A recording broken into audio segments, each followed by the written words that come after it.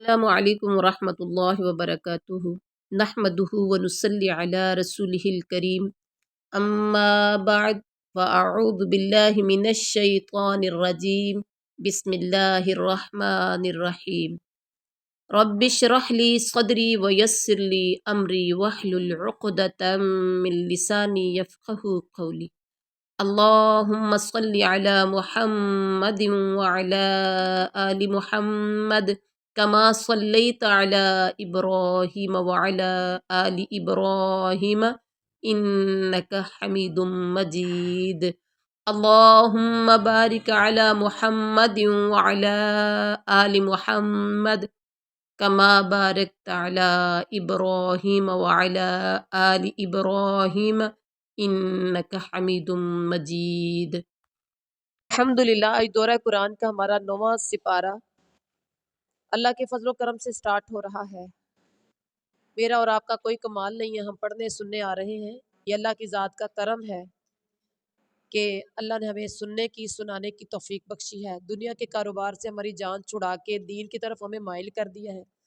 جس کے ساتھ اللہ بھلائی کا ارادہ کرتا ہے اللہ اسے دین کی سمجھ دے دیتا ہے۔ اللہ کا شکر ادا کیجیے، اللہ کہتے ہیں تم شکر کرو گے تو میں تمہیں اور دوں گا۔ اور جتنی اللہ تعالیٰ نے ہمیں سمجھ دی ہے، یا اللہ ہمیں اس سے مزید سمجھ عطا فرما دے، ہمیں نمازی بنا دے، متقی پرہیزگار بنا دے، اور اللہ تعالیٰ ہمیں مومنات، مومنین، مومنات، صادقین، صادقات بنا دے، اور ایسے بنا دے جن کے ساتھ اللہ نے مغفرت کا اور جنت کا وعدہ کیا ہے۔ تو 9واں پارہ پہلا رکوع ہے۔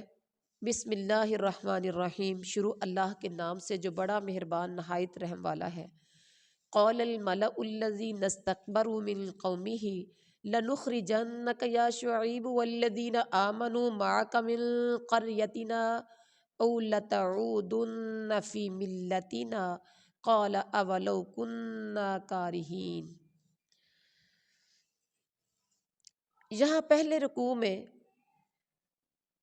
حضرت شعیب علیہ السلام کا تذکرہ ہو رہا ہے۔ آپ نے دیکھا کہ پچھلے سپارے کے آخری 3-4 رکوعوں میں مختلف انبیاء کا تذکرہ ہوا، اور وہی سلسلہ اب چل رہا ہے۔ یہاں حضرت شعیب علیہ السلام کا تذکرہ ہوا۔ حضرت شعیب علیہ السلام ان کی قوم کے سرداروں کے درمیان میں ایک مکالمہ ہوا، جس کا تذکرہ یہاں ہے کہ سرداروں نے بڑائی کے گمنڈ میں، مال اور دولت کے لحاظ سے اپنے آپ کو بڑا سمجھنے کے گمنڈ میں 2 آپشن دی۔ کیا کہا؟ ہم تجھے اور ان لوگوں کو جو تیرے ساتھ ایمان لائے ہیں اپنی بستی سے نکال دیں گے۔ نمبر دوسری جو آپشن تھی وہ یہ تھی کہ تمہیں ہماری ملت میں، ہمارے دین میں واپس آنا ہوگا۔ یہ آپشن تھی۔ حضرت شعیب علیہ السلام نے جواب دیا، کیا زبردستی ہمیں پھیرا جائے گا جبکہ ہم تو راضی بھی نہیں ہوں گے؟ ایک چیز، ہم اللہ پر جھوٹ گڑنے والے ہوں گے اگر تمہاری ملت میں، تمہارے دین میں آئیں گے تو۔ تیسری بات کہی کہ ہمارے لیے پلٹنا ممکن نہیں الا یہ کہ ہمارا رب چاہے، ایسا نہیں ہم پھرنے والے۔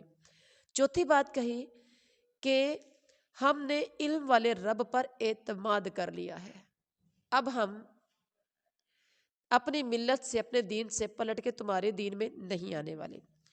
اب اللہ تعالیٰ کا فیصلہ ہے۔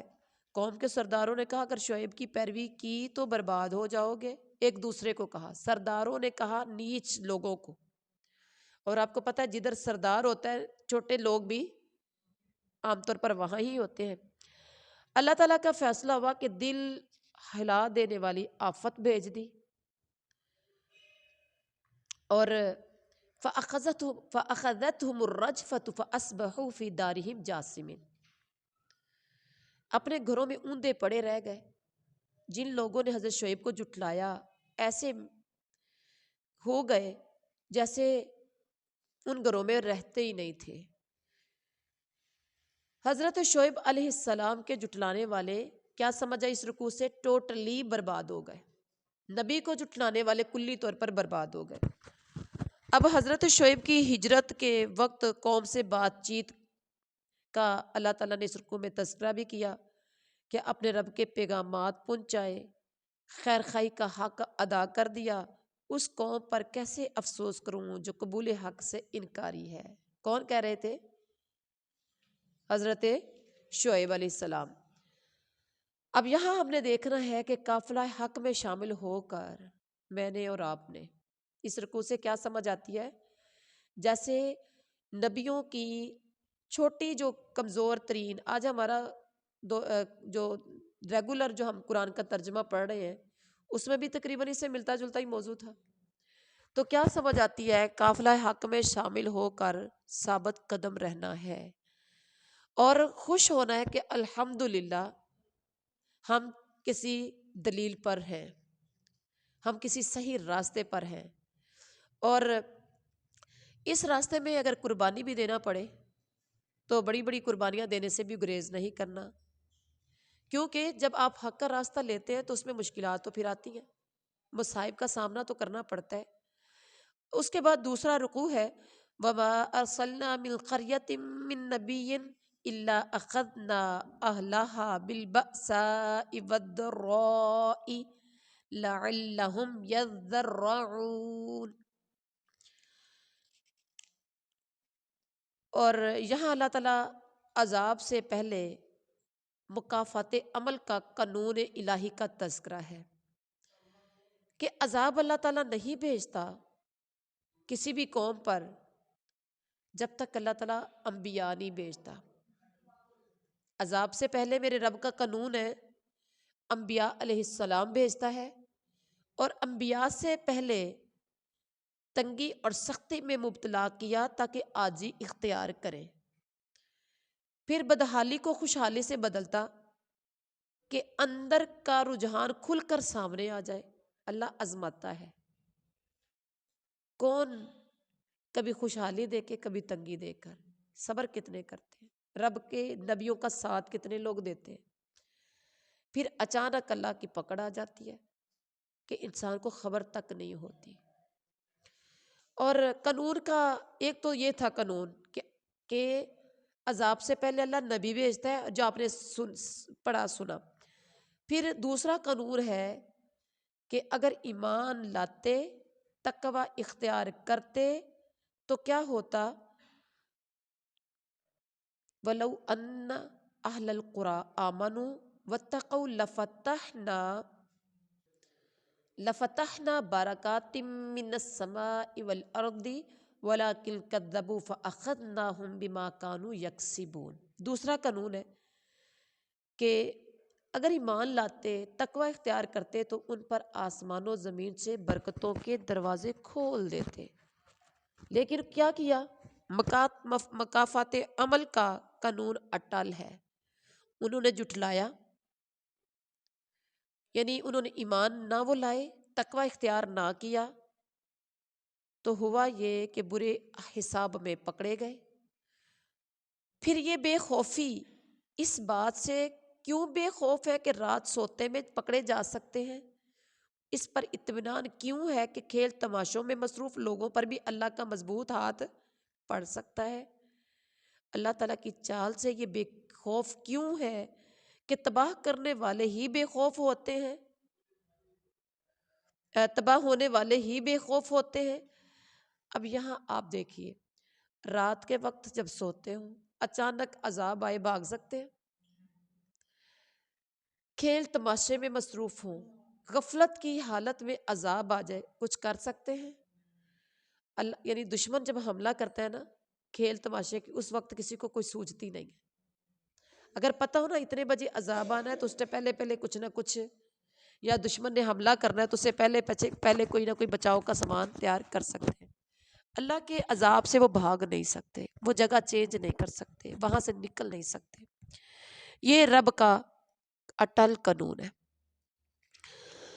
اور اب ہمیں اس رکوع سے کیا پتہ چلتا ہے کہ ذاتی خواہشات کے ساتھ بدلنا نہیں ہے، اللہ تعالیٰ سے کی گئے غلامی کے وعدے کی پابندی کرنی ہے کہ اللہ ایک ہے، اس کے سوا کوئی معبود نہیں ہے، اور حکم چلے گا اللہ اور اس کے رسول کا چلے گا۔ اس میں تکلیفیں آئیں، مصیبتیں آئیں، پریشانیاں آئیں، گھبرانا نہیں ہے، ڈگمگانا نہیں ہے، بھاگنا نہیں ہے۔ اس کے بعد ہے رکوع نمبر 3، اولم یہدی للذین یرثون الارض من بعد اہلها ان لو نشاء اصبناہم بذنوبہم ونطبع علی قلوبہم فہم لا یسمعون۔ یہاں پر جو کہ اللہ تعالیٰ نے قافلہ دعوت حق کا سلسلہ شروع کیا تھا، صالح کا تذکرہ، ہود کا تذکرہ، شعیب کا تذکرہ، پیچھے نوح کا تذکرہ پڑھے ہیں سارے۔ اب یہاں سے آگے تذکرہ ایک بڑے ہی قابل قدر نبی حضرت موسیٰ علیہ السلام کا شروع ہونے جا رہا ہے۔ تاریخ انسانی سے سبق کیوں نہیں لیتے؟ اللہ تعالیٰ پہلی بات تو یہ کہتے ہیں کہ زمین کے وارث جو زمین میں ایک نبی کی قوم برباد ہوتی ہے تو دوسرے آ جاتے ہیں، تو زمین کے وارث سبق کیوں نہیں لیتے؟ ہم ان کے قصوروں پر انہیں پکڑ سکتے ہیں، کیوں نہیں سبق لیتے؟ اب جب مومن بچ جاتے ہیں، کافر تباہ ہو جاتے ہیں، مومن بچ جاتے ہیں، پھر آگے ان کی نسل چل پڑتی ہے، ایسا ہی ہے نا۔ سبق نہ لینے والوں کے دلوں پر اصل میں بات کیا ہے؟ میرا رب کہتا ہے مہر لگ جاتی ہے۔ سبق نہ لینے والے کچھ سنتے نہیں، ایک دفعہ جھٹلانے کے بعد وہ مانتے نہیں، نہ ماننے والوں کے دلوں پر مہر لگ جاتی ہے۔ سبق نہ لینے کی وجہ یہ ہے کہ وہ وعدے کی پاسداری نہیں کرتے۔ سبق نہ لینے کی وجہ ایک یہ بھی ہے کہ وہ فاسق ہے، ٹھیک ہے۔ اس کے بعد حضرت موسیٰ اور فرعون کا تذکرہ سٹارٹ ہو گیا۔ وقال موسیٰ یا فرعون انی رسول من رب العالمین، موسیٰ نے فرعون سے کہا کہ میں رب العالمین کی طرف سے رسول ہوں، نشانیوں کے ساتھ۔ جب وہ نشانیاں لے کر آئے تو کیا کیا اس نے؟ اور ساتھ کہا میں تمہارے پاس نشانیوں کے ساتھ آیا ہوں، فَأَرْسِلْ مَعِيَ بنی اسرائیل، تو میرے ساتھ بنی اسرائیلیوں کو بھیج دیجئے۔ اچھا، اب فرعون نے کیا کیا؟ نشانیوں کے ساتھ ظلم کیا، جھٹلا دیا۔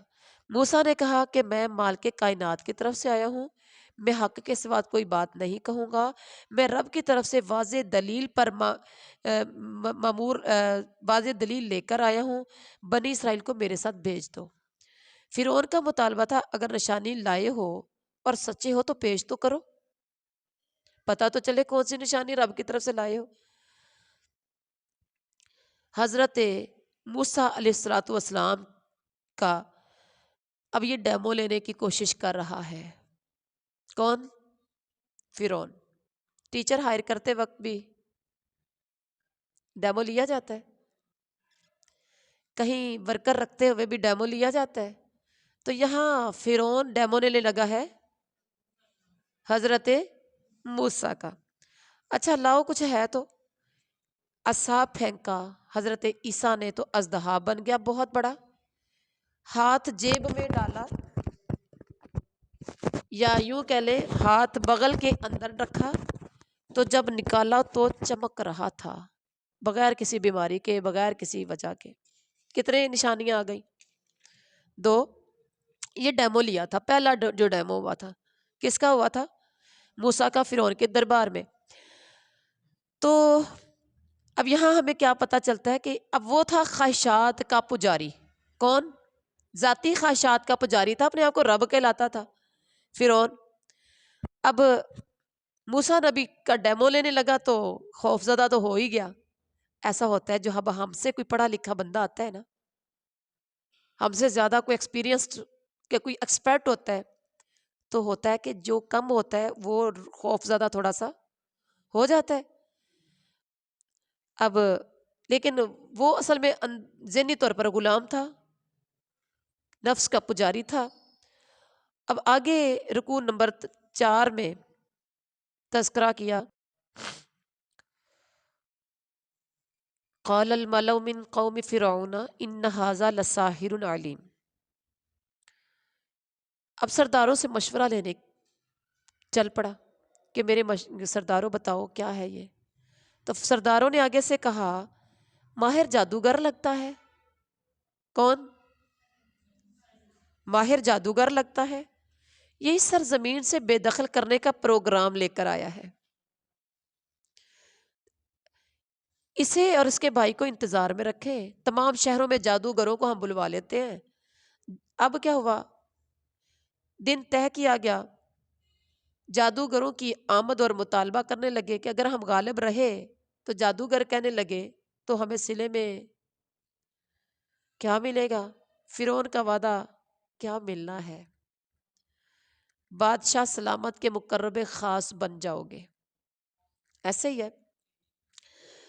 اچھا جی، جادوگروں کا مقابلہ ہوا حضرت موسیٰ سے۔ حضرت موسیٰ سے کہا کہ تم پھینکتے ہو یا ہم پھینکے؟ اصل میں وہ بڑے تنے منے جادوگر تھے، اور ایک نہیں تھا، بہت بڑا لشکر تھا، پورے ملک سے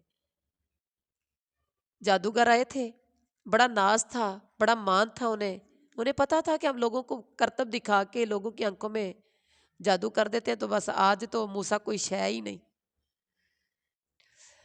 اب حضرت موسیٰ کا جواب ملا کہ تم پہلے پھینک لو، first impression is the last impression. انہوں نے کیا کیا کہ پہلے تو تم ڈالو یا ہم؟ کہا تم ہی ڈال لو، تم ہی پھینک دو، یعنی تم اپنا جادو دکھاؤ، کیا کرنا چاہتے ہو۔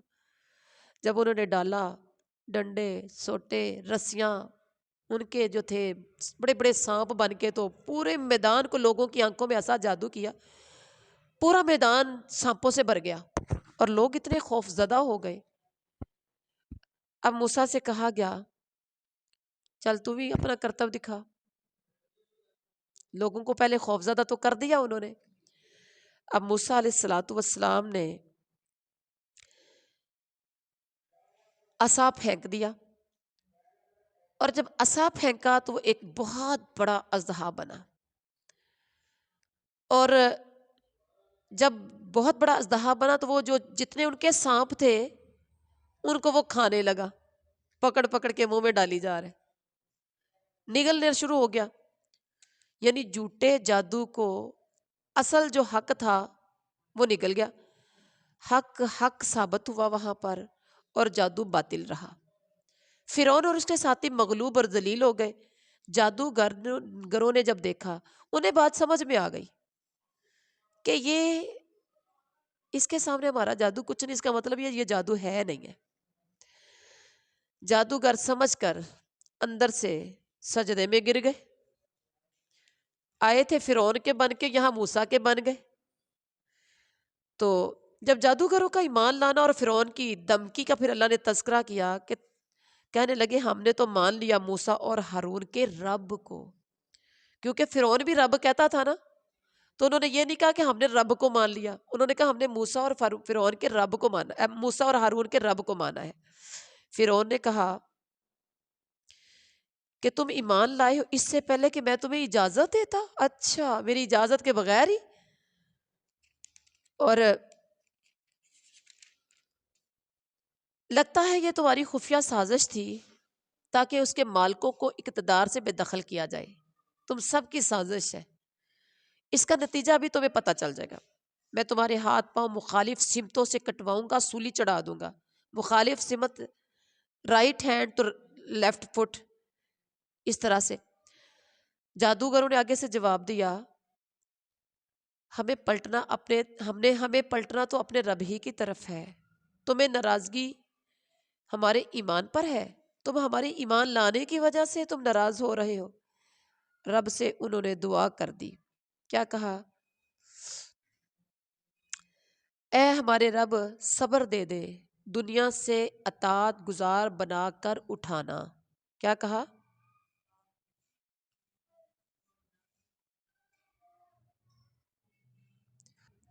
ربنا افرغ علینا صبرا وتوفنا مسلمین۔ اللہ اگر یہ ہمیں تکلیف دے تو ہمیں صبر دینا اور ہمیں اپنا فرما بردار کر کے دنیا سے لے کے جانا۔ بڑی خوبصورت دعا مانگ لی۔ اب ہمیں یہاں کیا سمجھ آتی ہے کہ اپنے دل میں یہ احساس زندہ رکھنا ہے کہ ہم نے اپنے رب کی طرف جانا ہے۔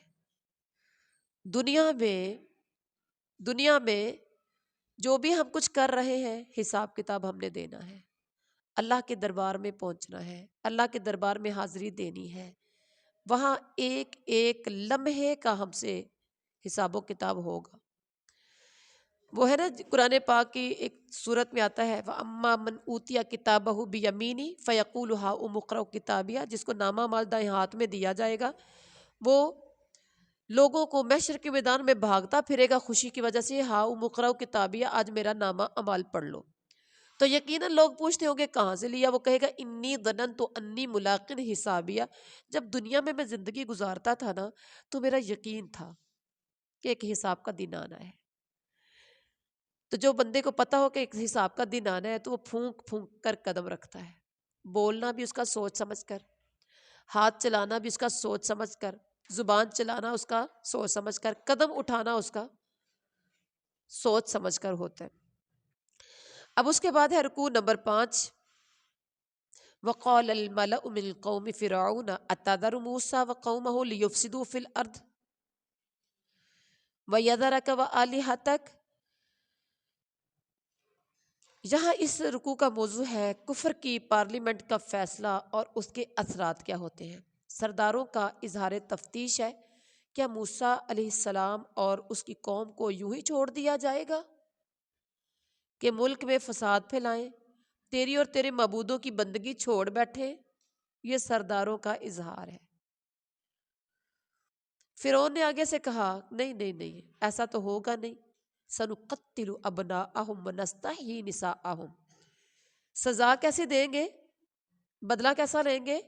ان کے بیٹوں کو قتل کراؤں گا، ان کی عورتوں کو جیتا رہنے دوں گا۔ کیوں؟ عورتوں سے خدمت لیا کریں گے، ان کے مرد سارے قتل کر دیں گے۔ اب حضرت موسیٰ علیہ السلام نے اپنی قوم سے کہا کہ اللہ سے مدد مانگو اور صبر کرو، زمین ساری کی ساری اللہ کی ہے، وہ جس کو چاہتا ہے زمین کا وارث بنا دیتا ہے۔ اللہ سے صبر کی اور مدد کی توفیق کرو، مانگو۔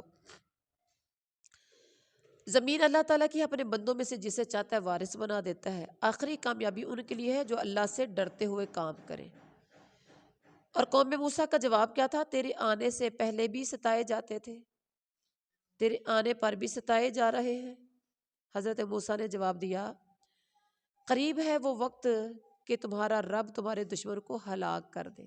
موسیٰ ہم تو منتظر تھے کہ نبی آئے گا، وہ ہم سے ان کے ظلم و ستم سے نجات دلائیں گے۔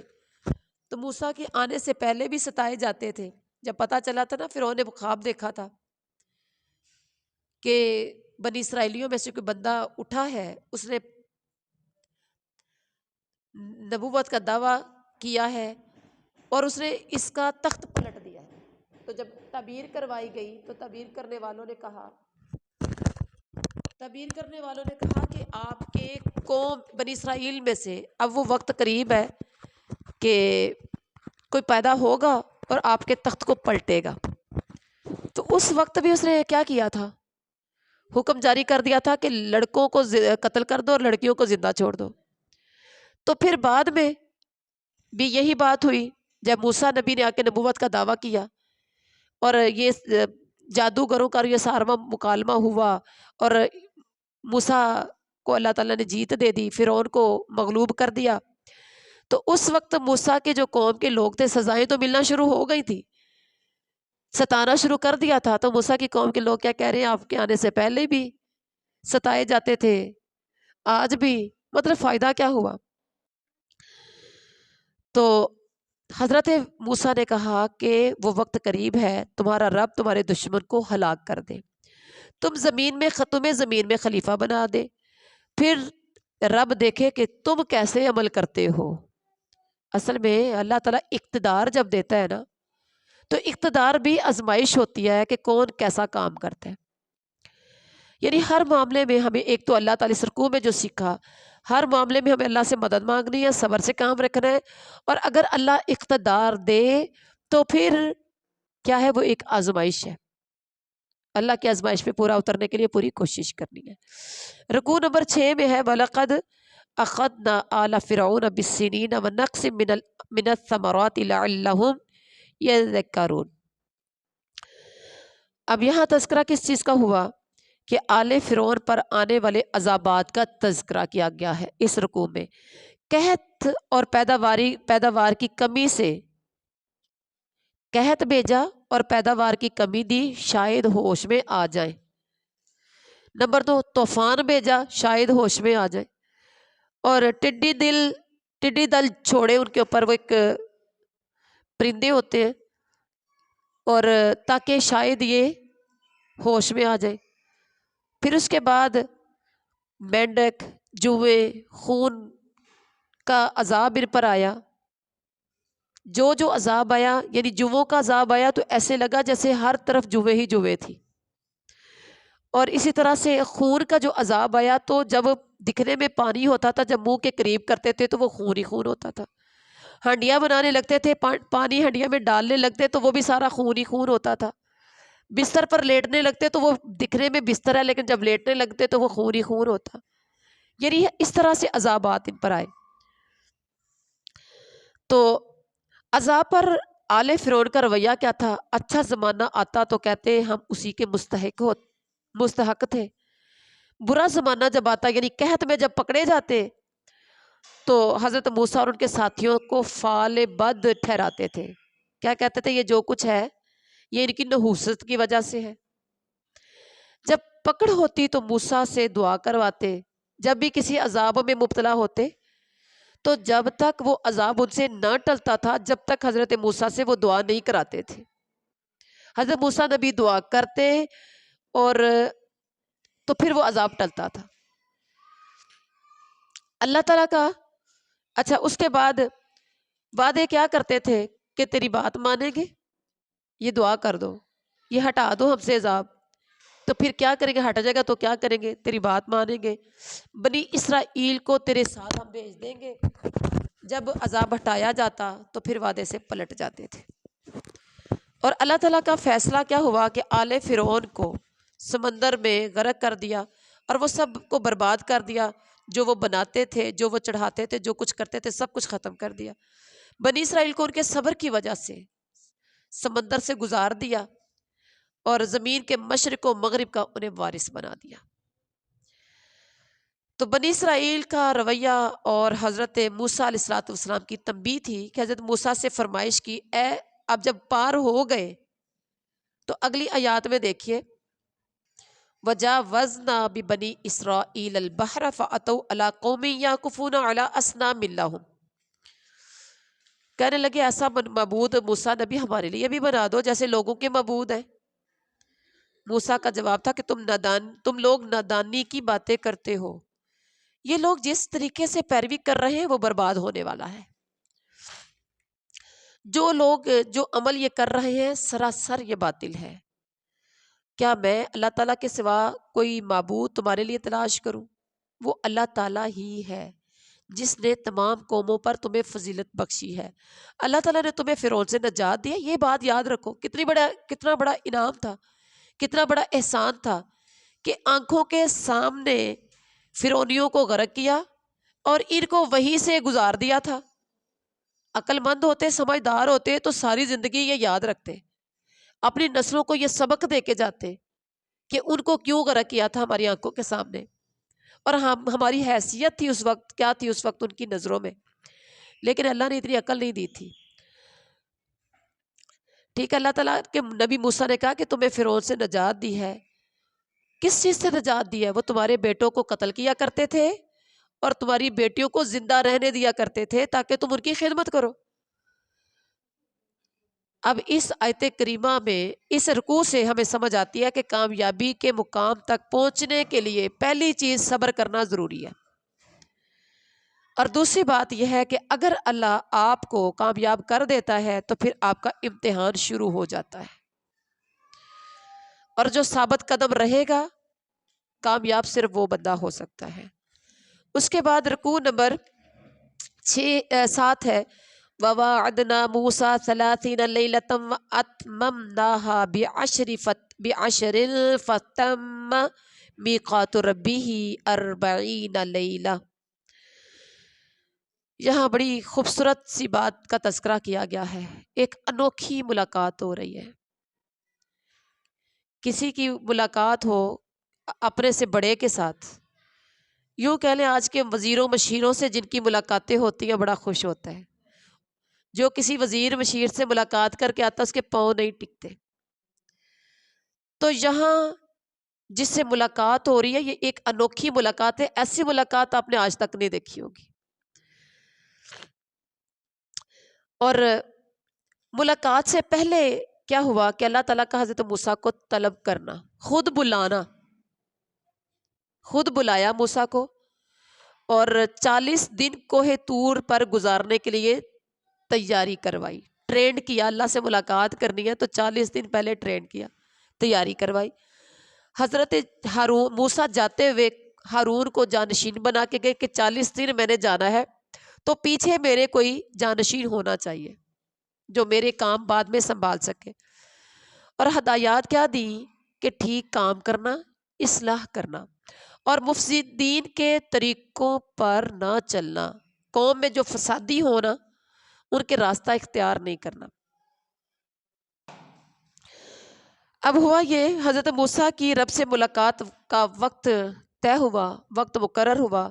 موسیٰ نے رب سے التجا کی، مجھے اپنا آپ دکھا، میں تجھے دیکھنا چاہتا ہوں۔ قال ربی ارینی انظر الیک، میرے اللہ میرا دل چاہتا ہے میں تجھے دیکھوں۔ تو اللہ نے کہا، کیا کہا؟ لن ترانی، تو مجھے نہیں دیکھ سکتا۔ جب اصرار کیا تو کہا ولیکن انظر الی الجبل، مجھے دیکھنا چاہتے تو مجھے دیکھنے سے پہلے پہاڑ کو دیکھ لو۔ فَإِنِ اسْتَقَرَّ مَكَانَهُ، شرط لگا دی، فَإِنِ اسْتَقَرَّ مَكَانَهُ فَسَوْفَ تَرَانِي، پہاڑ پر دیکھو، پہاڑ اگر اپنی جگہ پر برقرار رہا تو سمجھ لینا فسوف ترانی، تو مجھے دیکھ سکتے ہو۔ فلما تجلی ربہ للجبل جعلہ دکا وخر موسیٰ صعقا، اللہ نے اپنا آپ دکھانے کے لیے تجلی کی پہاڑ کے اوپر، تو پہاڑ اللہ تعالیٰ کی عظمت اور شان اور اللہ تعالیٰ کی اس نور کو برداشت نہ کر سکا، تو وہ ریزہ ریزہ ہو گیا، اور ابھی وہ پہاڑ ریزہ ریزہ ہوا ہے۔ تو وخر موسیٰ صعقا، موسیٰ پہلے ہی دڑم کر کے بے ہوش ہو کے گر گئے۔ ایسا ہوتا ہے کہ نہیں ہوتا؟ کبھی کبھی ایسا ہوتا ہے کوئی بیمار ہو جائے نا، اچانک کوئی یا ڈیتھ کی خبر سنتے ہیں، کوئی والدین کی، بھائیوں کی، یا بڑا قریبی رشتہ ہو جس کا، تو اچانک وہ سن کے خبر بے ہوش ہو جاتے ہیں۔ ایسا ہوتا ہے کہ نہیں ہوتا؟ ہوتا ہے۔ اب موسیٰ نبی کے لیے بہت مشکل تھا، خود دڑم کر کے گرے۔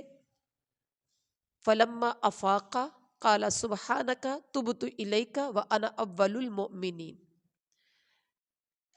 جب ہوش آیا موسیٰ کو تو کہنے لگے سبحانک، یا اللہ غلطی میری تھی، سبحانک تو پاک ہے، مجھے یہ مطالبہ ہی نہیں کرنا چاہیے تھا، تبت الیک میں تیری طرف توبہ کرتا ہوں، مجھے معاف کر دے۔ وَأَنَا أَوَّلُ الْمُؤْمِنِينَ، اور میں سب سے پہلے تجھ پر ایمان لانے والوں میں سے، یقین رکھنے والے میں سے ہوں، میرا یقین ہے کہ تو رب ہے، میرا یقین ہے تو کیسی ہستی ہے، سبحان اللہ۔ اب ہوا کیا، حضرت موسیٰ کو ہر شعبہ زندگی کے متعلق ہدایات تختیوں پر لکھا کر دی گئی۔ قرآن اترا تو حضرت جبریل کی زبان سے سنا اور آپ صلی اللہ علیہ وسلم کے سینے پر نازل ہوا، کوئی تختی نہیں، کوئی کاغذ کا ٹکڑا نہیں، کوئی کچھ نہیں، لیکن جو تختیاں حضرت تورات جو دی گئی تھی حضرت موسیٰ کو، وہ ایک تختیوں کی شکل میں دی گئی تھی، تختیوں کے اوپر ہر چیز لکھی ہوئی تھی۔ اور ایسے ہی ہوں گے جیسے آپ کی کتاب کے ورقے ہوتے ہیں، تختیاں تو جانتے ہیں آپ لوگ، تختیوں کے اوپر ہدایات تھی۔ کیا کہا اس کے اوپر لکھا تھا، مضبوط ہاتھوں سے سنبھالنا، قوم کو حکم دو، بہتر مفہوم کی پیروی کریں، ان قریب تمہیں فاسقوں کے گھر دکھاؤں گا، اپنی نشانیوں سے تکبر کرنے والوں کی نگاہیں پھیر دوں گا، تکبر کرنے والے سیدھا راستہ اختیار نہ کریں گے، ٹیڑھا راستہ اگر اختیار کریں گے اور وہ ایمان نہیں لائیں گے تو ان کا ٹھکانہ کیا ہوگا۔ جھٹلانے والوں، آخرت کی پیشی کا انکار کرنے والوں کے میں سارے اعمال ضائع کر دوں گا۔ لوگ اس کے سوا کوئی جزا نہیں پا سکتے، جیسا کریں گے ویسا بھریں گے۔ اس کے سوا ان کی کوئی بدلہ نہیں ہوگا، جیسا کریں گے ویسا بھریں گے۔ جو دنیا میں عمل کر کے آئیں گے تو رات پر جیسا عمل کریں گے ویسا بدلہ پا لیں گے۔ عمل کرنے والوں کو بہتر بدلہ اور نہ عمل کرنے والوں کو سزا ملے گی۔ اچھا، اب حضرت موسیٰ کو بلایا تو کتنے راتوں کے لیے بلایا تھا؟ 40 کے لیے۔ اور اللہ تعالیٰ نے انہیں نشانیاں دی بلا کر، یہ کتاب تورات دی تختیوں کی شکل میں۔ اب اس میں دیکھیے صاف صاف بتا دیا کہ نقصان کس کا ہوگا، فائدہ کس کا ہوگا، جزا کس کی ہوگی، سزا کس کی ہوگی، جنت کس کی ہوگی، جہنم کس کی ہوگی۔ جو جیسا بو گے ویسا کاٹو گے، گناہ کر کے آؤ گے تو اس کا سزا پھر ویسی ملنی ہے، عمل کر کے آؤ گے تو اس کی جزا ویسی ہی ملنی ہے۔ اس کے بعد ہے رکوع نمبر 8 میں وَاتَّخَذَ قَوْمُ مُوسَىٰ مِن بَعْدِهِ مِنْ حُلِيِّهِمْ عِجْلًا جَسَدًا لَهُ خُوَارٌ۔ اچھا یہاں دیکھیے موسیٰ تورات لینے گئے کوہ طور پر اللہ کے وعدے کے برابر، یہاں سے وہاں تک کا تذکرہ کر دیا۔ اب پیچھے کے حالات اگلے رکوع میں اللہ نے بیان کیے ہیں، جو کہ رکوع نمبر ہمارا 8 ہے۔ رکوع نمبر 7 میں موسیٰ کا سارا سفر، اور رکوع نمبر 8 میں موسیٰ کے بعد کے حالات۔ وہاں کیا ہوا تھا؟ موسیٰ کے جانے کے بعد قوم نے زیوروں سے بچڑے کا پتلا بنا لیا، اس میں سے بیل کی آواز نکلتی تھی، بچڑے کی خاموشی اور رہنمائی نہ کرنے کے باوجود اسے انہوں نے معبود بنا لیا۔ یعنی نہ وہ بولتا تھا، نہ وہ کسی کی رہنمائی کرتا تھا بچڑا، اور نہ ہی وہ کسی کی رہنمائی کرتا تھا، نہ کسی کو سمجھاتا بجھاتا تھا۔ اب موسیٰ علیہ السلام کو جب پتہ چلا تو وہاں سے جب 40 دن کے بعد واپس آئے تو پتہ چلا کہ قوم نے بچڑے کو معبود بنا لیا۔ اب حضرت ہارون علیہ السلام کے ساتھ جھگڑا شروع ہو گیا۔ موسیٰ غصے اور رنج سے بھرے ہوئے آئے، کیونکہ توحید والا بندہ کبھی بھی شرک کو برداشت نہیں کر سکتا، اور آتے ہی کہا بہت بری جانشینی کی ہے ہارون تم نے میرے بعد۔ کیا تھا تمہیں جانشین بنا کے کہ ان کا خیال رکھنا، ان کی اصلاح کرتے رہنا، لیکن تم صحیح جانشین نہیں بنے۔ کیا تم سے اتنا صبر نہ ہوا کہ رب کے حکم کا انتظار ہی کر لیتے؟ حضرت موسیٰ نے غصے میں آ کے تختیاں پھینک دی، حضرت ہارون کو سر کے بالوں سے پکڑ لیا، حضرت ہارون کو سر کے بالوں سے پکڑ لیا۔ حضرت ہارون نے آگے سے جواب دیا لوگوں نے مجھے دبا لیا، قریب تھا مار ڈالتے، دشمنوں کو مجھ پر ہنسنے کا موقع میرے بھائی جان مجھے نہ دیجیے۔ کیا لفظ کیا بولے تھے؟ اے میری ماں بیٹے کیا تھا ان کے الفاظ جو تھے؟ قال ابن امّا، اے میری ماں کے بیٹے، مطلب اے میرے بھائی، دشمنوں کو مجھ پر ہنسنے کا موقع نہ دیجیے۔ وہ کیسے؟ جب دو بڑے اقتدار میں ہوں، ایک دوسرے کے مددگار ہوں، ایک ہی مشن کو لے کے چل رہے ہوں، تو پھر ایک دوسرے لوگوں کے سامنے اگر کوئی ایک دوسرے پہ ظلم کرے گا تو دوسرے لوگ جو اس کے مخالف ہوں گے وہ ہنسیں گے کہ نہیں ہنسیں گے؟ ہارون کو مار پڑی حضرت موسیٰ سے تو دشمنوں سے ہنسنا تھا کہ نہیں ہنسنا تھا؟ اور وہ کیا کہہ رہے ہیں کہ یبنا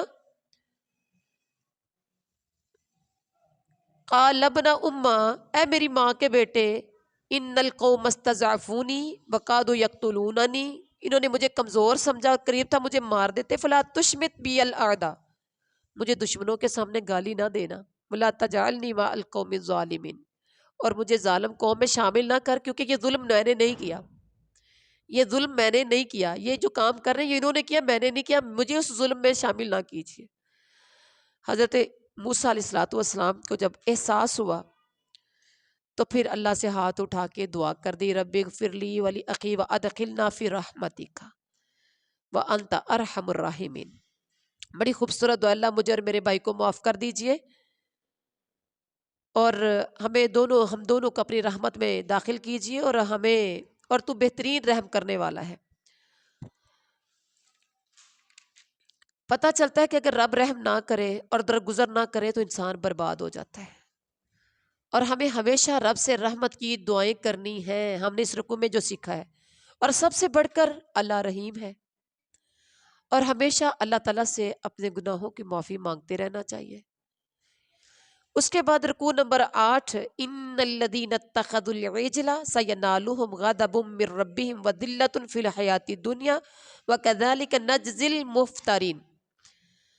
اللہ تعالیٰ کا فیصلہ ہے،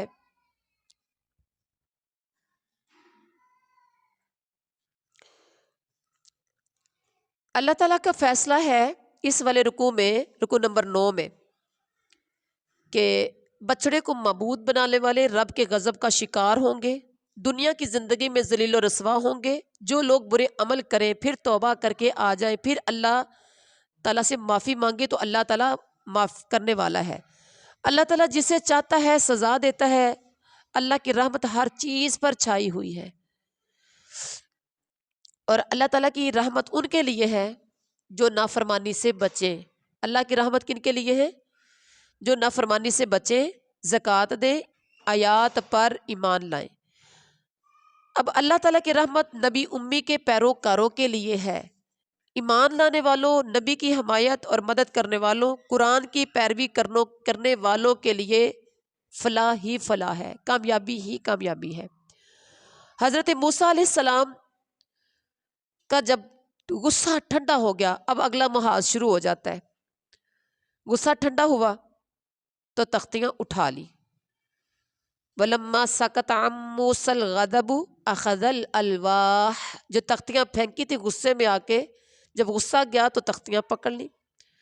وَفِي نُسْخَتِهَا هُدًى وَرَحْمَةٌ لِّلَّذِينَ هُمْ لِرَبِّهِمْ يَرْهَبُونَ۔ کیا کہا اللہ نے؟ اس کے نسخوں میں، جو اس کے اندر نسخے لکھے ہوئے تھے نا، اس میں ہدایت اور رحمت ہے ان لوگوں کے لیے جو اپنے رب سے ڈرتے ہیں۔ ہر بندے کے لیے اس میں ہدایت اور رحمت نہیں ہے، صرف ان لوگوں کے لیے ہدایت اور رحمت ہے تورات کے اندر جو اپنے رب سے ڈرتے ہیں۔ اب ہوا کیا؟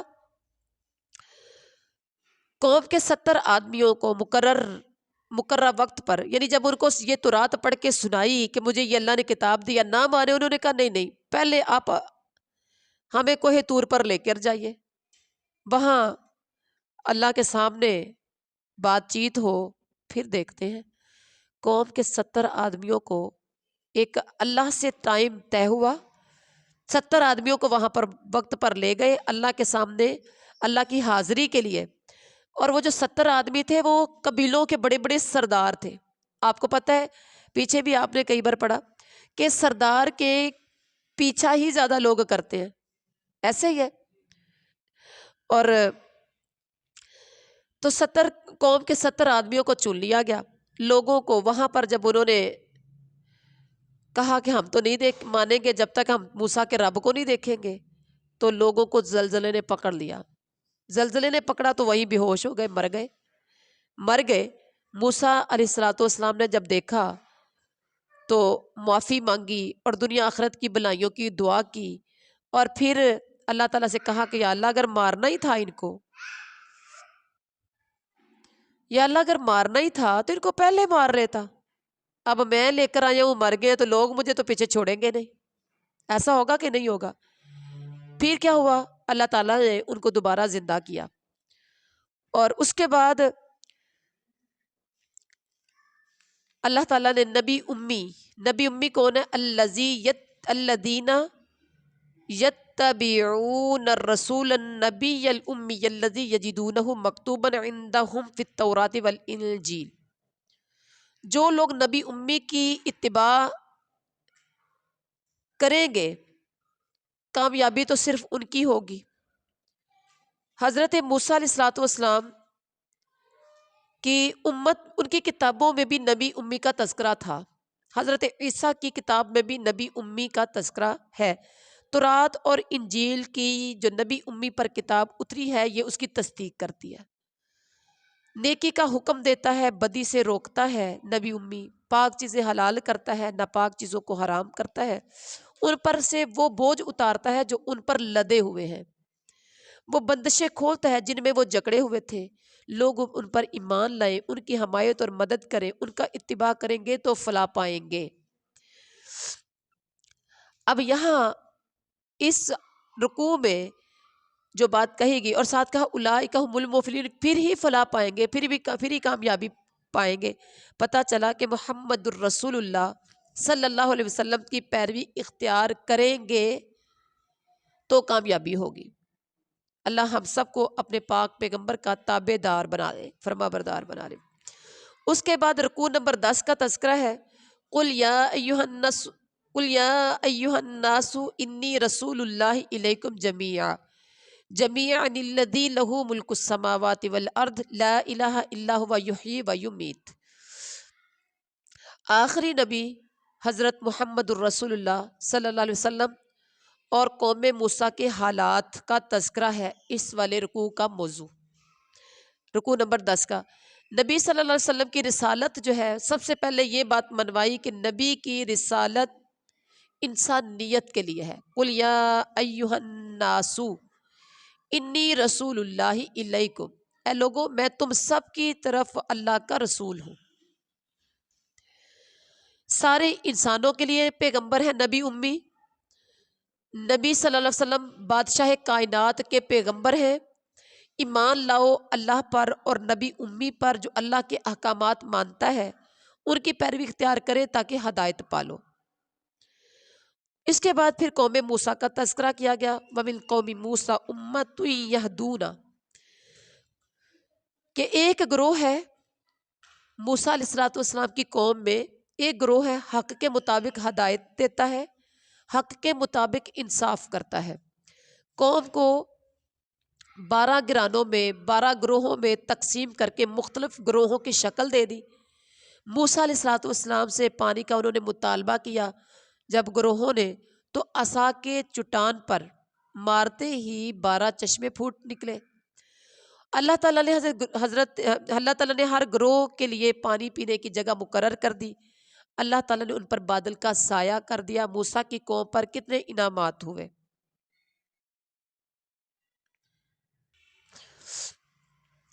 اور اللہ تعالیٰ نے ان پر من سلوا اتارا، پکا پکایا کھانا۔ قوم سے کہا گیا بستی میں جاؤ، پیداوار حاصل کرو، نیک رویہ رکھنے والوں کو مزید فضل سے اللہ تعالیٰ نوازے گا۔ ظالموں نے بات بدل ڈالی، آسمان سے جب اللہ تعالیٰ کی بات کو بدلا تو ہوا کیا، آسمان سے عذاب بھیج دیا گیا، یعنی نافرمانی کی صورت میں۔ بستی میں سجدہ کرتے ہوئے داخل ہونا چاہیے تھا انہیں، لیکن کیا ہوا، اکڑتے ہوئے گئے، اور ہتاتن کا لفظ بولنا چاہیے تھا، ہتاتن کی بجائے ہنتاتن بولتے گئے، جس کا مطلب تھا ہمیں اناج چاہیے۔ ہتاتن کا مطلب تھا معافی چاہیے، ہنتاتن کا مطلب تھا اناج چاہیے۔ تو اور انہیں چاہیے تھا معافیاں مانگتے ہوئے جائیں، معافیاں مانگنے کی بجائے اکڑتے ہوئے گئے، تو کیا ہوا، اللہ تعالیٰ کا ان پر عذاب آ گیا۔ اب کرنا کیا چاہیے تھا انہیں، اللہ تعالیٰ سے اپنے گناہوں کی معافی مانگنی چاہیے تھی اور اللہ کے سامنے گریہ جاری کرنی تھی، لیکن نہ کی تو ہوا کیا، آخرکار اللہ کا عذاب آیا اور وہ ہلاک ہو گئے۔ اب اگلے رکوع میں وَاسْأَلْهُمْ عَنِ الْقَرْيَةِ الَّتِي، یہ اس آیت کا جو رکوع ختم ہو رہا ہے، فَأَرْسَلْنَا عَلَيْهِمْ رِجْزًا مِّنَ السَّمَاءِ بِمَا كَانُوا يَظْلِمُونَ، ان کے ظلم کی وجہ سے ہم نے آسمان پر عذاب نازل کیا، ظلم کی وجہ سے، ایویں نہیں اللہ نے عذاب نازل کیا۔ اللہ اپنی بات کو ثابت کرتا ہے، پہلے جب قوم کے لوگ انکار کرتے ہیں، نبی کو نہیں مانتے، بات پوری ہو جاتی ہے تو پھر اللہ عذاب بھیجتا ہے۔ وَاسْأَلْهُمْ عَنِ الْقَرْيَةِ الَّتِي كَانَتْ حَاضِرَةَ الْبَحْرِ إِذْ يَعْدُونَ فِي السَّبْتِ إِذْ تَأْتِيهِمْ حِيتَانُهُمْ يَوْمَ سَبْتِهِمْ شُرَّعًا وَيَوْمَ لَا يَسْبِتُونَ۔ رکوع نمبر 11 ہے۔ قوم موسیٰ کے مزید حالات اللہ نے بیان کر دیے۔ واقعہ سبت کا تذکرہ یہاں پر کیا گیا ہے۔ ہفتے کے دن یہودی اللہ تعالیٰ کے احکامات کی خلاف ورزی کیا کرتے تھے۔ ہفتے کا دن یہودیوں کا عبادت کا دن تھا۔ مچھلیاں اسی دن سطح پر ابر کر سامنے آتی تھی، عام دنوں میں سطح پر ابر کر نہیں آتی تھی۔ نافرمانیوں کی وجہ سے ان کو آزمائش میں ڈالا جا رہا تھا۔ ایک گروہ نے دوسرے سے کہا، ایسے لوگوں کو کیوں نصیحت کرتے ہو جنہیں اللہ تعالیٰ ہلاک کرنے والا ہے؟ دوسرے گروہ نے جواب دیا، ہم ایسا اس لیے کرتے ہیں کہ یہ لوگ نافرمانی سے پرہیز کریں، رب کے حضور معذرت پیش کریں۔ جب لوگوں نے ہدایت کو فراموش کر دیا، ان لوگوں کو بچا لیا جو برائی سے روکتے تھے، باقی سب کو اللہ نے سخت عذاب سے دوچار کر دیا۔ سرکشی پر اللہ نے ان کو بندر بنا دیا، ذلیل و خوار کر دیا۔ اب بنی اسرائیل پر اللہ کا غضب کیسے ہوا؟ اللہ تعالیٰ نے اعلان کر دیا کہ قیامت تک بنی اسرائیل کو بدترین لوگوں کے مسلط ہونے کی وجہ سے عذاب ملتا رہے گا۔ اگر آپ بنی اسرائیل کی ہسٹری پڑھیں تو وہاں سے لے کے آج تک بنی اسرائیل مہاجر بن کے یوں کر لیں در بدر ٹھوکریں کھاتے ہوئے نظر آتے ہیں، جو کہ آج کل فلسطین پر، غزہ پر جو بمباری کر رہے ہیں۔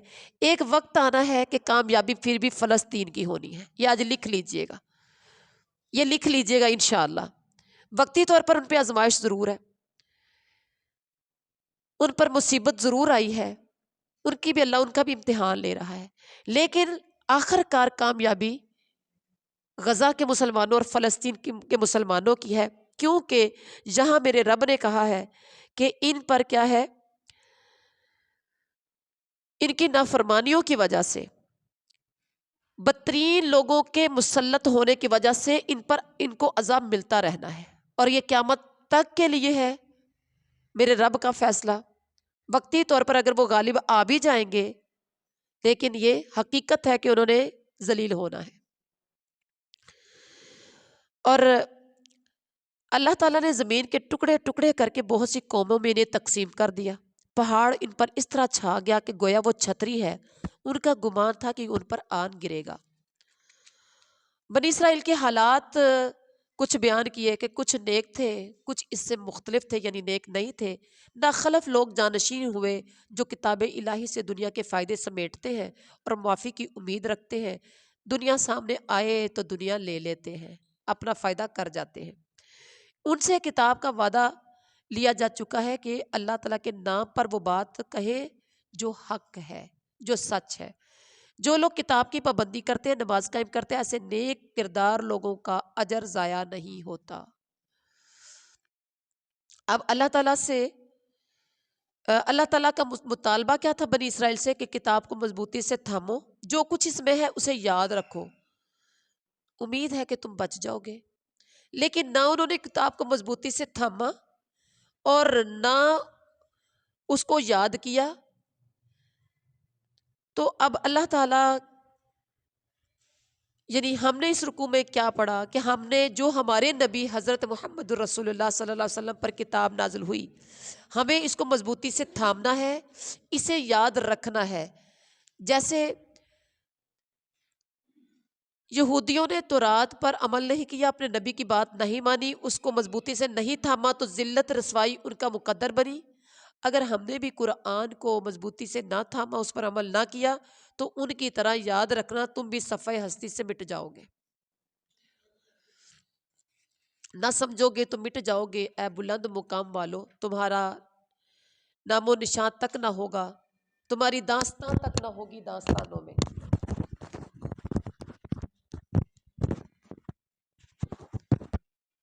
اب اس کے بعد رکوع نمبر 12 سٹارٹ ہو گیا۔ وَإِذْ أَخَذَ رَبُّكَ مِن بَنِي آدَمَ مِن ظُهُورِهِمْ ذُرِّيَّتَهُمْ وَأَشْهَدَهُمْ عَلَىٰ أَنفُسِهِمْ أَلَسْتُ بِرَبِّكُمْ قَالُوا بَلَىٰ شَهِدْنَا أَن تَقُولُوا يَوْمَ الْقِيَامَةِ إِنَّا كُنَّا عَنْ هَٰذَا غَافِلِينَ۔ اس رکوع کا موضوع فطری عہد ہے، فطری وعدہ ہے، اور اسے انحراف، اسے پلٹنا۔ فطری وعدہ کیا ہے کہ بنی آدم کی پشتوں سے نکال کر خود پر گواہ کر کے اللہ نے وعدہ لیا تھا۔ وعدہ کیا تھا؟ کیا میں تمہارا رب نہیں ہوں؟ الست بربکم، کیا میں تمہارا رب نہیں ہوں؟ سب نے گواہی دی تھی کہ جی ہاں۔ اب مقصد عہد کا کیا تھا؟ حجت تمام کرنا تھا، تاکہ لوگ پلٹ آئیں۔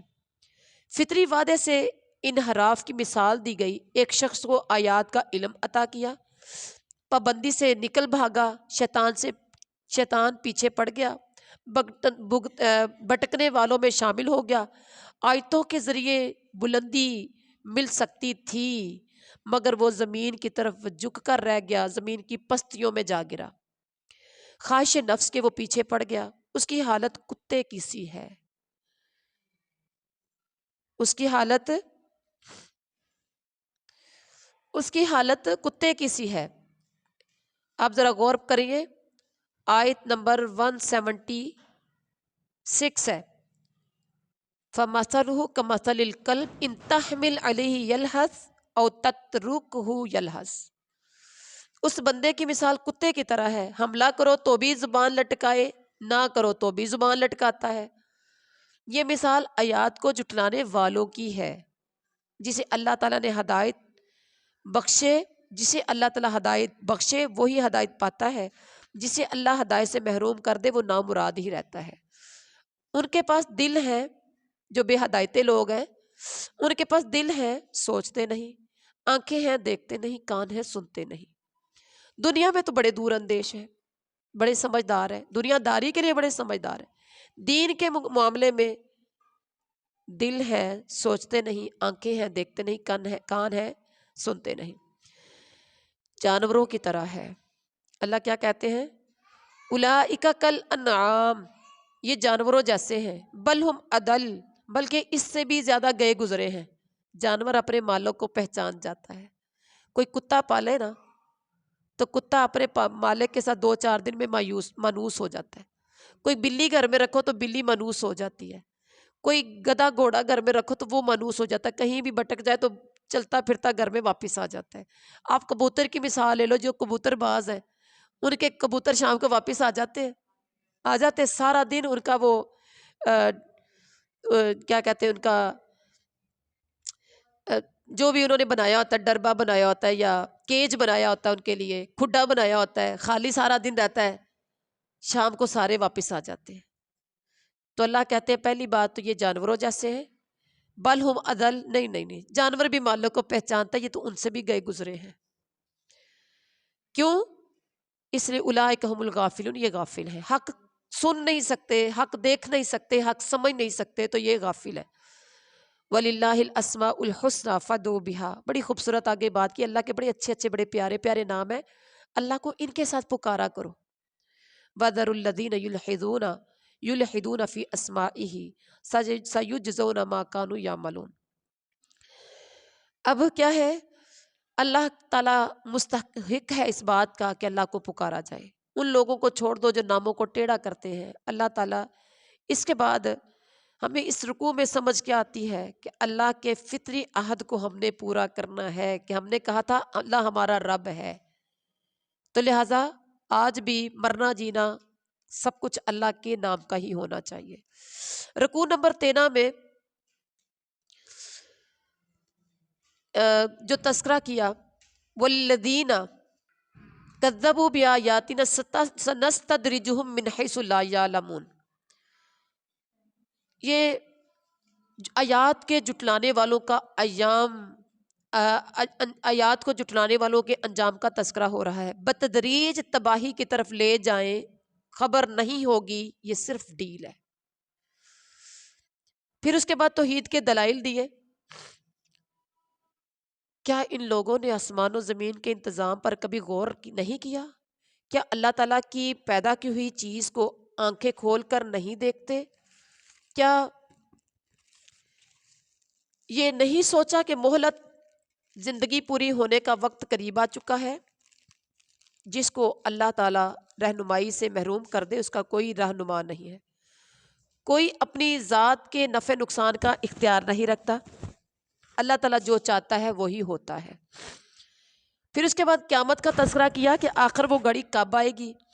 ان سے یہ پوچھتے ہیں آپ سے میرے نبی کہ قیامت کب آئے گی؟ ان سے کہو یسألونک عن الساعۃ ایان مرساها، ان سے کہہ دو قل انما علمها عند ربی، قیامت کا علم تو میرے رب کے پاس ہے، میرے اختیار میں تو کچھ ہے نہیں ہے۔ اللہ تعالیٰ اس وقت ظاہر کرے گا، زمین و آسمان میں سخت وقت ہوگا، تم پر اچانک وہ قیامت آئے گی۔ لوگ یوں سوال کرتے ہیں گویا نبی صلی اللہ علیہ وسلم اسی کی کھوج میں ہے۔ رسول اللہ صلی اللہ علیہ وسلم کی پھر حیثیت کو واضح کیا گیا کہ ان پر جنون کا اثر نہیں ہے۔ کافر کہا کرتے تھے جنون کا اثر ہے، کہا میرے نبی پر جنون کا اثر نہیں ہے، وہ تو خبر کرنے والے یعنی خبردار کرنے والے، جنت کی خوشخبریاں دینے والے ہیں۔ غیب کا علم میرا نبی نہیں رکھتا، ورنہ بہت سے فائدے حاصل کر لیتے۔ اور اس کے بعد رکوع نمبر 14 میں فرمایا هو الذی خلقکم من نفس واحدۃ وجعل منها زوجها لیسکن الیہا۔ یہ رکوع یہی ہے۔ پہلے تو توحید کے دلائل بیان کیے، اس نے ایک جان سے پیدا کیا، اس نے انسان کا جوڑا بنایا تاکہ اس کے پاس سکون حاصل کرے، بچوں کی سلامتی کی دعائیں اور شکر۔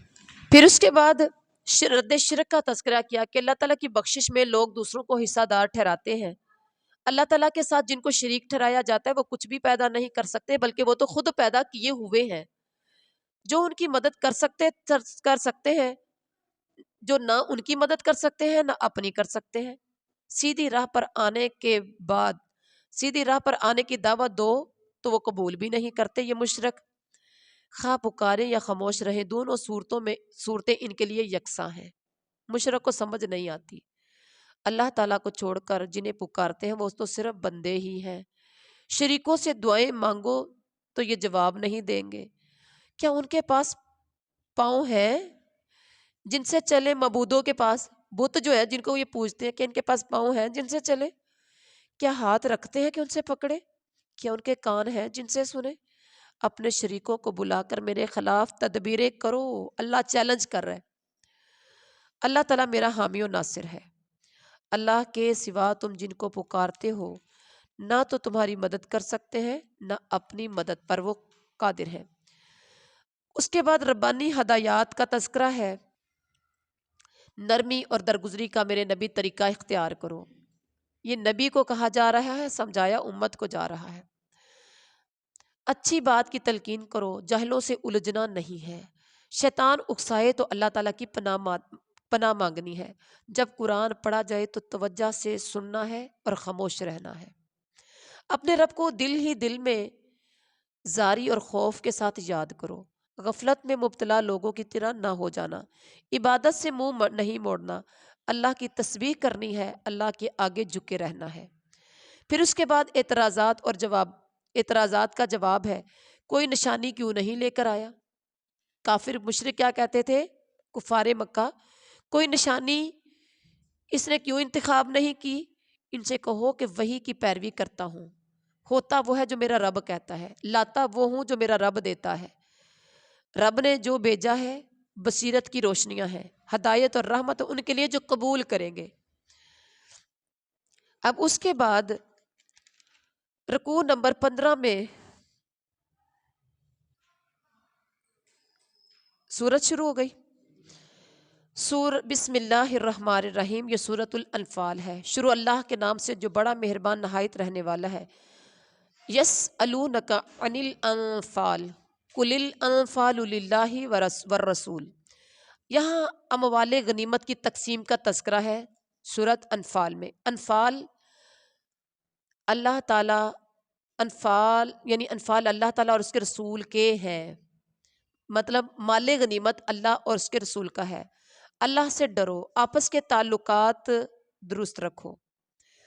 سچے مومن کی خصوصیات کا تذکرہ کیا۔ سچے مومن کون ہوتے ہیں؟ انما المؤمنون الذین اذا ذکر اللہ وجلت قلوبہم، جن کے دل اللہ تعالیٰ کا ذکر سن کر لرز جاتے ہیں، وہ اللہ کے بندے ہیں۔ اللہ تعالیٰ کی آیات ان کے سامنے پڑھی جاتی ہیں تو ان کا ایمان بڑھ جاتا ہے۔ یہ ہیں اللہ کے بندے جو اپنے رب پر اعتماد رکھتے ہیں، جو نماز قائم کرتے ہیں، جو کچھ ہم نے ان کو دیا اس کو ہماری راہ میں وہ خرچ کرتے ہیں۔ یہ اللہ کے مومن بندوں کی نشانیاں ہیں۔ اس کے بعد حقیقی مومنوں کا اجر کا تذکرہ کیا۔ لہم درجات عند ربہم، ان کے ہاں ان کے رب کے پاس بڑے بڑے درجات ہوں گے۔ ان کے گناہ معاف کر دیے جائیں گے، بہترین رزق عطا کیا جائے گا، لہم مغفرۃ و رزق کریم۔ اور پھر اس کے بعد غزوہ بدر کے حالات پر تبصرہ کیا گیا ہے۔ اللہ تعالیٰ کا وعدہ، دو گروہوں میں سے تمہیں ایک مل جائے گا، اور تم چاہتے تھے کمزور گروہ تمہیں ملے، اللہ کا ارادہ تو کچھ اور ہی تھا۔ اللہ تمہیں کمزور گروہ نہیں دینا چاہتا تھا۔ مسلمانوں کا خیال تھا نا کہ ہمیں ابو سفیان والا قافلہ مل جائے جس کا پیچھا کیا تھا۔ فرمایا اللہ کا ارادہ کچھ اور تھا، حق کو حق کر دکھائے، کافروں کی جڑ کاٹ دے، حق حق ہو کر رہے اور باطل باطل ہو کر رہے۔ نبی صلی اللہ علیہ وسلم اپنے رب سے میدان جنگ میں فریاد کر رہے تھے۔ اللہ تعالیٰ نے خوشخبری دی، 1000 فرشتے بھیج رہا ہوں تاکہ تمہارے دل مطمئن ہو جائیں، خوشخبری پائیں۔ مدد جب بھی ہوتی ہے پتہ چلا اللہ کی طرف سے ہوتی ہے۔ اس رکوع میں ہمیں کیا سمجھ آتی ہے؟ مدد جب آتی ہے تو اللہ کی طرف، جب اللہ مدد روک لیتا ہے تو یقین جانیے پھر مصائب، تکالیف اور پریشانیاں گھیر لیتی ہیں اور مغلوبیت انسان کا مقدر بن جاتی ہے۔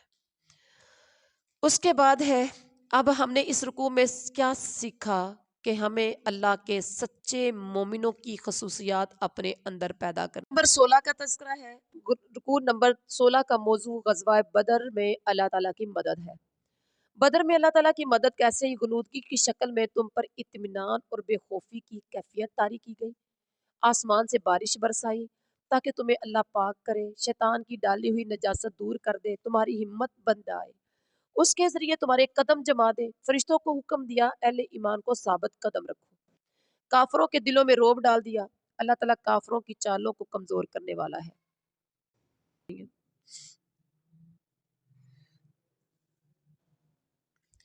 خصوصی ہدایات تھی، کافروں کی گردنوں اور جوڑ جوڑ پر چوٹ لگاؤ۔ مسلمانوں کو جو خصوصی ہدایات دی گئی تھی اس لیے کہ انہوں نے اللہ اور رسول کا مقابلہ کیا ہے، یہ تم لوگوں کی سزا ہے، اس کا مزہ چکھو۔ حق کا انکار کرنے والوں کے لیے دوزخ کا مزہ ہے۔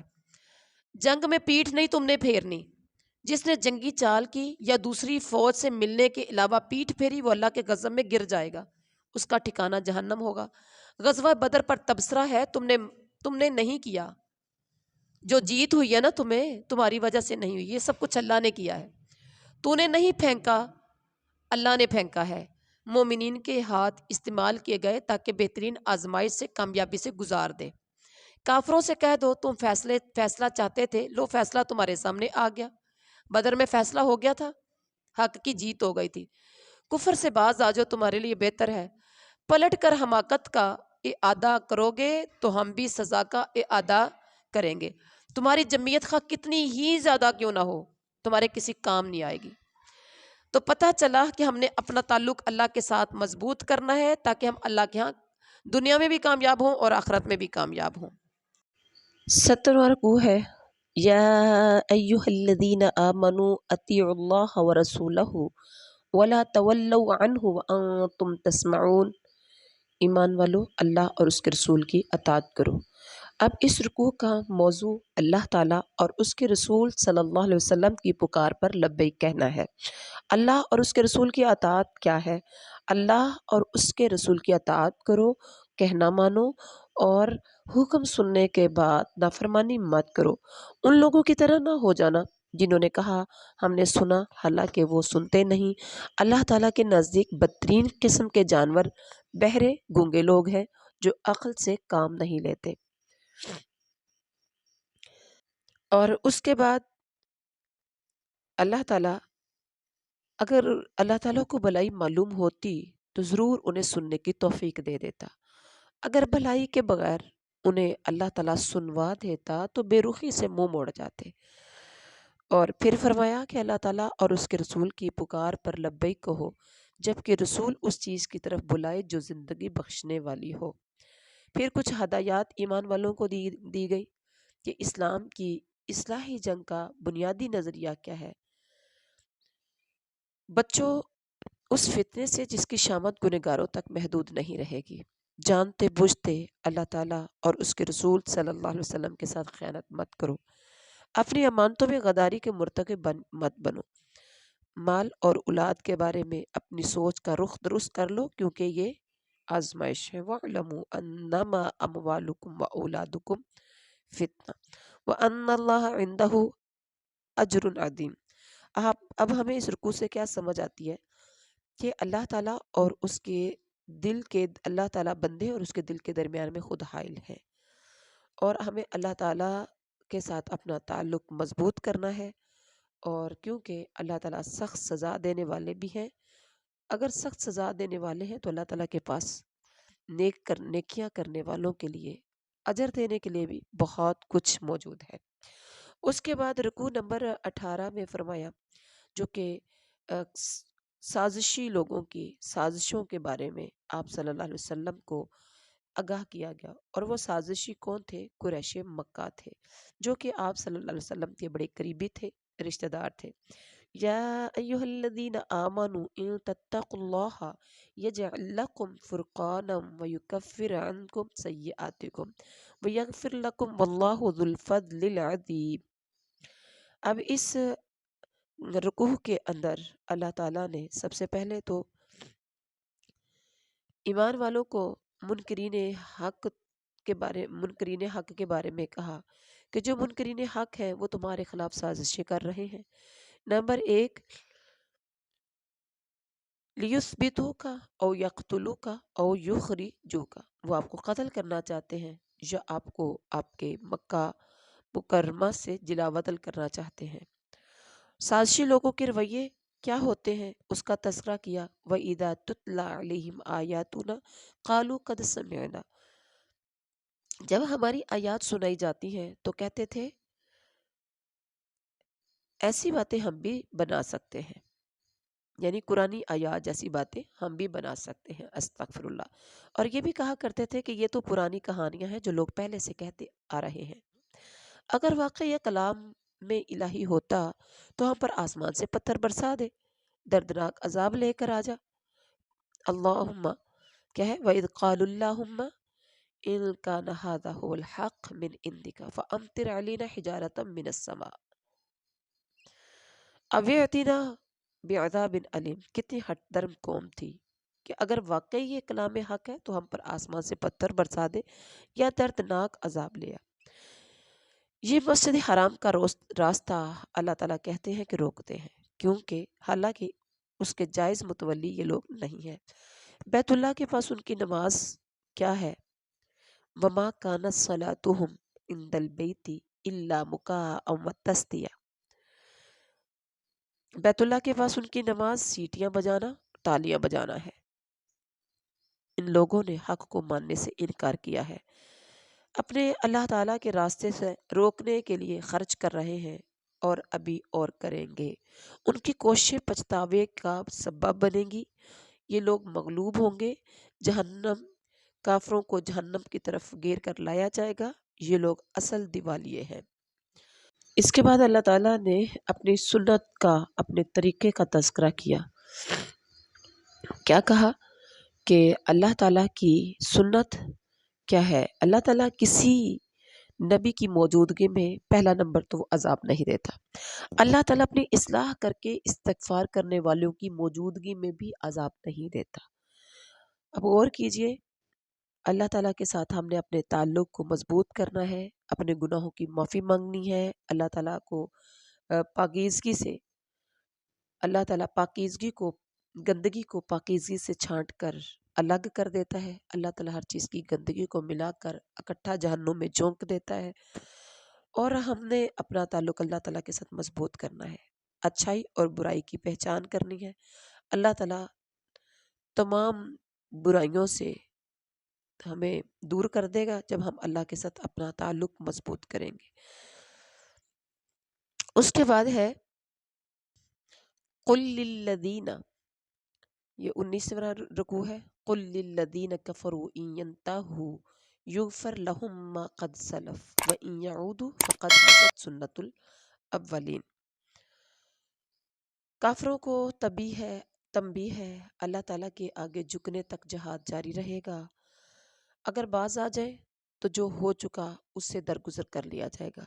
اگر پچھلی روش کا اعادہ کیا تو گزشتہ قوموں کے حالات سب کو تو پتہ ہے، جیسے گزشتہ قوموں کے ساتھ ہوا ایسا ہی اب ان کے ساتھ بھی ہوگا۔ اگر فتنے سے رک جائیں تو اللہ تعالیٰ ان کے اعمال کو دیکھنے والا ہے، اگر وہ نہ مانے تو مسلمانوں کا سرپرست اور مددگار اللہ تعالیٰ ہے۔ اس کے بعد جہاد کب تک جاری رہے گا؟ اللہ تعالیٰ نے اس کا تذکرہ کیا، وَقَاتِلُوهُمْ حَتَّى لَا تَكُونَ فِتْنَةٌ وَيَكُونَ الدِّينُ كُلُّهُ لِلَّهِ، کافروں سے جنگ کرو یہاں تک کہ فتنہ باقی نہ رہے، دین پورے کا پورا اللہ تعالیٰ کے لیے ہو جائے۔ اب ہم نے اپنے تعلق کو اللہ کے ساتھ مضبوط کرنا ہے، کیونکہ اللہ تعالیٰ درگزر کرنے والا ہے، اللہ تعالیٰ اعمال کے دیکھنے والا ہے، اللہ تعالیٰ مومنوں کا سرپرست ہے، اللہ تعالیٰ بہترین حامی و مددگار ہے۔ تو اللہ تبارک و تعالیٰ سے دعا ہے اللہ تعالیٰ ہمیں اس قال الملأ یعنی 9ویں پارے میں ہم نے جو کچھ پڑھا سنا دورہ قرآن کے اندر ہم شامل ہوئے، اللہ تعالیٰ ہم سب کے صغیرہ کبیرہ چھوٹے بڑے گناہ معاف فرما دے، اور اللہ تعالیٰ ہمیں صحیح معنوں میں مسلمان بنا دے۔ سبحان ربک رب العزت عما یصفون وسلام علی المرسلین والحمد للہ رب العالمین۔